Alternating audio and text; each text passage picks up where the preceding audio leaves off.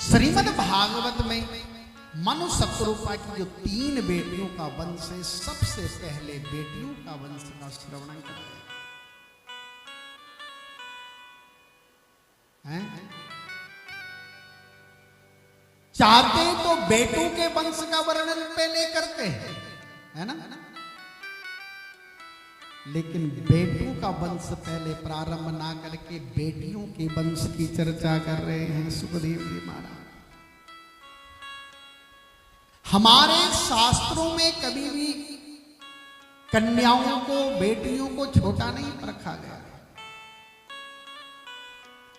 हमेशा देवियों को, बहनों को आगे रखा गया।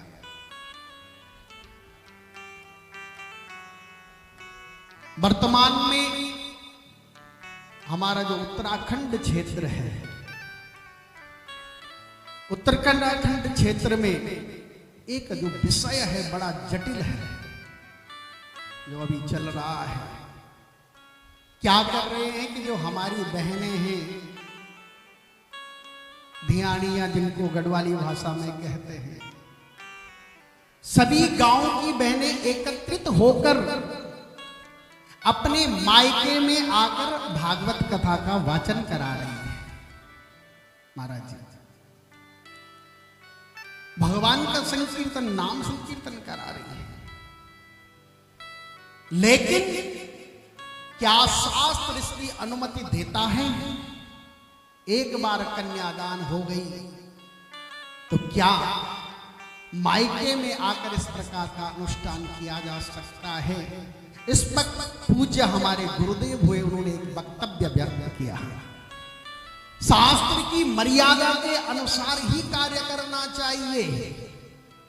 जैसे मैं पहले कह रहा था, शास्त्र के विपरीत अगर स्वयं भगवान अवतार लेकर भी बात करेंगे तो भगवान का भी विरोध होगा, फिर तो हम तो नर ही हैं। तो गुरुदेव महाराज ने कहा कि ये उचित नहीं है, एक गलत प्रथा का प्रचलन हो रहा है, इसलिए इसको रोक देना चाहिए। लेकिन कुछ लोग अब उन्हीं का विरोध करने लगे, जिनको धर्म के बारे में कुछ ज्ञान नहीं है, धर्म का आ भी पता नहीं है, वो उन्हीं को ऐना दिखाने लगे कि महाराज आपने ऐसे कैसे कह दिया, हमारा संविधान ये है, हमारा संविधान तो क्या क्या नहीं कहता है। संविधान तो आजकल कुछ भी बोलने लग गया। संविधान तो ये भी कह रहा है कि महाराज लड़का लड़की आपस में शादी से पहले साथ में रह सकती हैं, है ना महाराज जी। अब इंग्लिश में उसको पता नहीं क्या कहते हैं, लेकिन ऐसा भी संविधान ने नियम पारित किया तो क्या हम उसी के अनुसार चलने लग जाएंगे? फिर धर्म की क्या मर्यादा रह जाएगी? तो मेरा अगर निजी मत कोई समझे तो हम तो ये कहना चाहते हैं कि बहनें कम नहीं हैं, उनका स्थान सर्वश्रेष्ठ है। स्वयं भागवत में सबसे पहले बेटियों का वंश का वर्णन है। लेकिन गुरुदेव ने जब वक्तव्य दिया था तो गुरुदेव की शरण में जाकर उनसे पूछना चाहिए था कि महाराज कोई ऐसा रास्ता बताइए कि शास्त्र की मर्यादा भी बनी रहे और हमारी बहनें जो हमारे मायके में, अपने मायके में आकर भगवान का नाम संकीर्तन कराए, उसका भी समाधान निकल सकता था और निकलना चाहिए। महाराज विरोध इसलिए किया था कि बहनें पैसे देंगे, दक्षिणा देंगे, तो उसकी दक्षिणा का हम कैसे पा सकते हैं? बात ठीक है, मानते हैं, लेकिन ये भी तो हो सकता था कि बहन जो पैसे दे रही वो बहन ना दे के उनके भाई इकट्ठे करे, हम लोग इकट्ठे करेंगे। हमारी बहनें 11,000 दे रही या 51,100 रुपए दे रही, वो भाई दे, फिर अपनी बहनों को, सभी बहनों को अपनी ग्राम सभा में निमंत्रण दें और फिर उनके भव्य भागवत कराए और फिर उनको ससम्मान योग्य उनको दक्षिणा दें, कलियो दें जो दिया जाता है, और तब जाके उनको विदा करें। ये भी तो रास्ता गुरुदेव ने कोई गलत थोड़ी कहा था।